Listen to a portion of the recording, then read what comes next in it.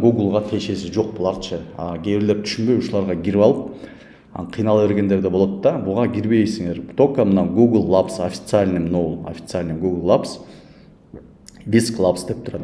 Бардык көбүнчө мошенниктер ушуга окшоштуруп сайттарды жасап коет. Силер случайно кирип алып, ал жактан анан акча сурайт да, төлөгүлө. Буга киресиңер.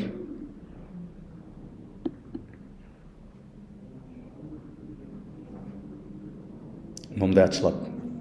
Google менен обязательно авторизация кылыш керек. Google почта мененчи. Давайте аккаунт алмаштырып коеюнчу.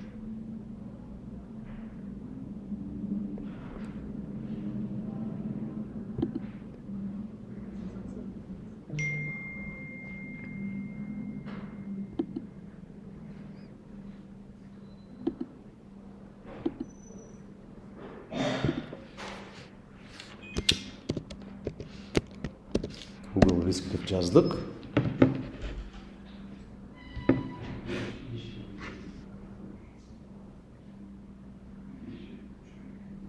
Gemini сүрөт жазаш үчүн ан үчүн эме кылыш керек. Сүрөт жаза, создать изображение дегенге кириш керек.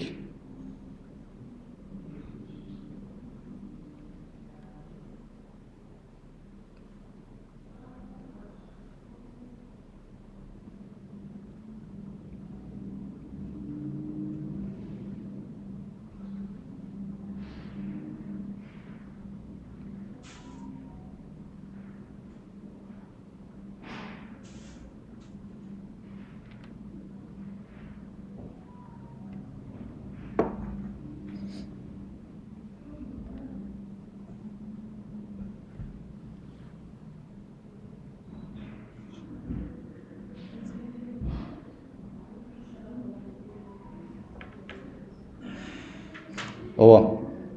Нурсултан айтып атат, желательно өзүңөр фантазияңарды бериш керексиңер депчи. ChatGPT мына живой адам эмес да, бул искусственный интеллект да. То есть биз кандай направление берсек, ошону менен кете берет. Если полностью ChatGPT'ни өзүнө доверять этип салсаңар, билсеңизчи, мисалы ChatGPT өзүң эле мага идея таап берчи десеңер, ал мындай дежурный, биздин традицияга, биздин бытка туура келбеген бир идеяларды айта бериши мүмкүн.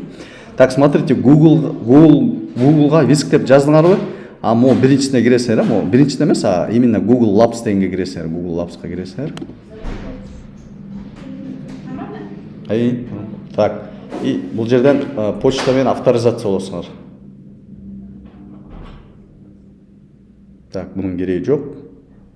Хочу получать маркетинг. Далее.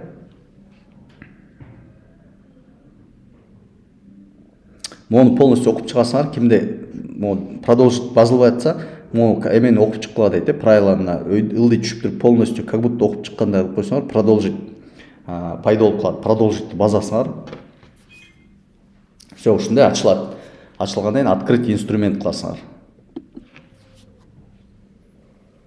И жанагындай инструмент ачылды, да, бул жерге мынакей промптты коесуңар. И бул жерде силерге сүрөт чыгарып берет. Промпту ChatGPT'ге кирип туруп жаза бересиңер промпт. Так, достор, смотрите, түшүнүп атам, көп суроолор болот да, бул болбой атат, бул тигиндей болуп атат депчи. Анткени бул 20 мүнөттүк эме менен, сабак менен силер освоить эте албайсыңар, себеби бул действительно сложный мультик жазуу негизи тармагы, анан кино жазуу тармагы, мен айтып кеттим, жасалма интеллектте сложный сабактарга кирет да. Мен силерге мындай общий жалпысын көрсөтүп бердим. Легкий бир 2 кадрлык мультик кыла аласыңар, то есть 2 персонажды сүйлөтүп, бири-бири менен кайтып кыла аласыңар да, уже, то есть ага уже мүмкүнчүлүгүңөр бар. Бирок толук полнометражный YouTube'га жүктөй турган сонун мультик кылыш үчүн ан үчүн бир 2-3 сааттык сабак өтүш керек. Так, улантабыз. Эмени кайталайлы да. Программа боюнча